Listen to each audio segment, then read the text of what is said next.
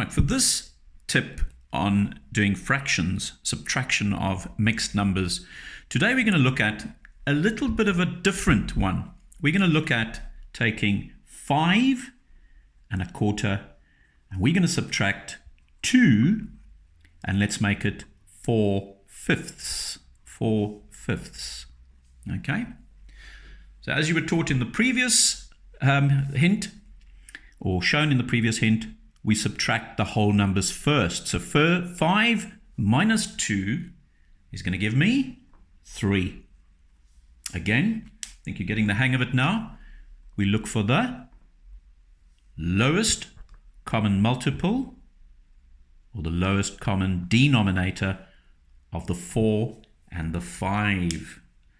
So in this instance, I'm sure you've worked it out already, the lowest common multiple of 4 and 5 is 20. Okay, so let's set it up and ask ourselves the question we always ask ourselves.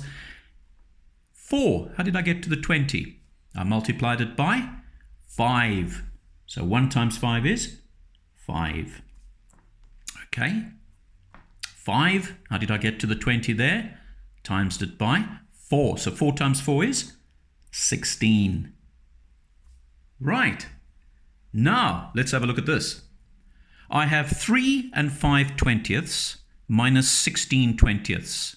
Let's look at this part first.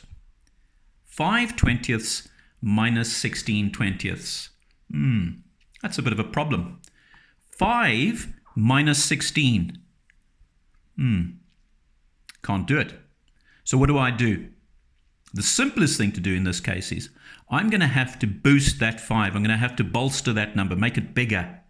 And the only way that I can make that 5 bigger so that I can subtract 16 from it is if I go to this 3 and I say to the 3, I would like 1 whole from you, which leaves you with 2.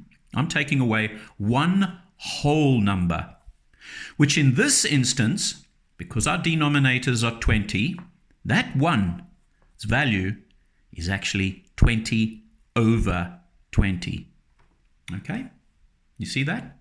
The 1 that I took away from the 3, its actual value is always the value of the denominator. So in this case, 20/20. So that 5 needed a bit of help. And there comes the help.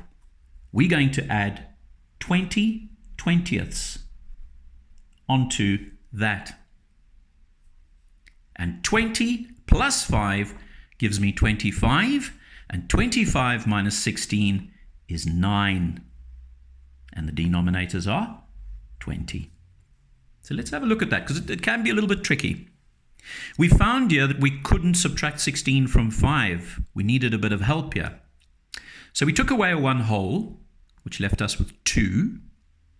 And the 1 that we took away, the 1 whole number's value was 20/20.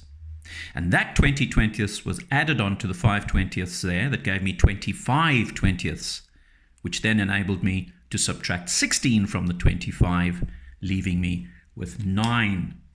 When you do these sums, don't forget to include the 2. Bring it down from there. Okay? And that then is my final answer.